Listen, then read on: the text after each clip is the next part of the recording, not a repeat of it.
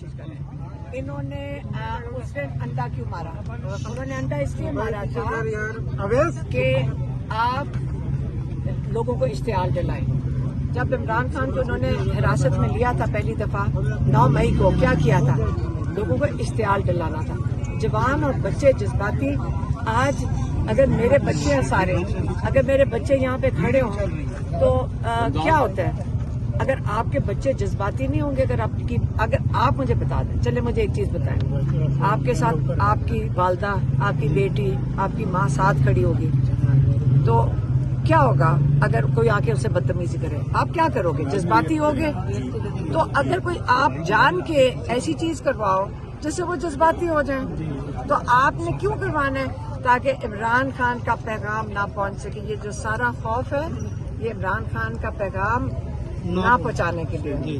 اور یہ ساری جو کوشش ہو رہی ہے، اتنے ڈرے ہوئے ہیں، اتنی ان کو مصیبت پڑی ہوئی ہے کہ عمران خان کا پیغام نہ پہنچے، کہ وہ پہلے وہ 3-4 صحافی ہم 2 سال سے یہاں آتے ہیں. اس قسم کی بدتمیزی یقین کرے جتنے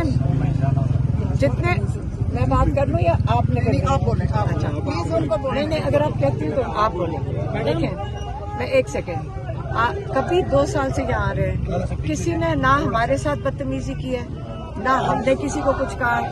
آپ جتنے یہاں بیٹھے ہوتے ہمارے بچوں کی طرح ہیں، میڈیا والے، کیونکہ آپ ساری آواز لوگوں تک پہنچاتے ہو. اس لیے جب ہم یہ چیز دیکھتے ہیں، جب ہم یہ چیز دیکھتے ہیں، ایک 3-4 ایجنسیاں بھیجتی ہیں 3-4 صحافی، اور ہمیں کیسے پتہ ایجنسیوں کے تھے؟ ہمیں کیسے پتہ ایجنسیوں کے؟ کیونکہ لوگوں نے آ کے بتایا، میڈیا والوں نے آ کے بتایا، سب نے، پولیس والوں نے بتایا کہ یہ ایجنسیوں نے بھیجا ہے. اب دیکھتے ہیں کھلم کھلا آپ 4 بندے بھیج دیں کہ آپ نے بدتمیزی کرنی ہے، وہ بدتمیزی کر دی. اب ہم کس کو روکیں گے؟ جب وہ بدتمیزی کریں ہم جواب نہ دیں تو کہتے ہیں یہ صحافت ہے کہ بدتمیزی سنو اور پھر جواب دو. بھئی آپ اپنے گھروں کی ماؤں کے ساتھ ایسے کرتے ہیں؟ تو اس لیے جب آپ کریں گے، اس کے بعد انہوں نے کسی نے پوچھا جی جو مریم نواز کے ساتھ ہوا تھا باہر، آپ کو میں یہ بتا دیتی ہوں، مریم نواز کو جب چور مدینہ میں کسی نے کہا تھا، آپ کو پتہ ہے کہ ان کو انہوں نے سعودی عربیہ کی حکومت کو تاکید کر کے، احتجاج کر کے ان کو جیل میں ڈلوایا تھا. سمجھ آ رہی ہے؟ جیل میں گئے تھے. تو آج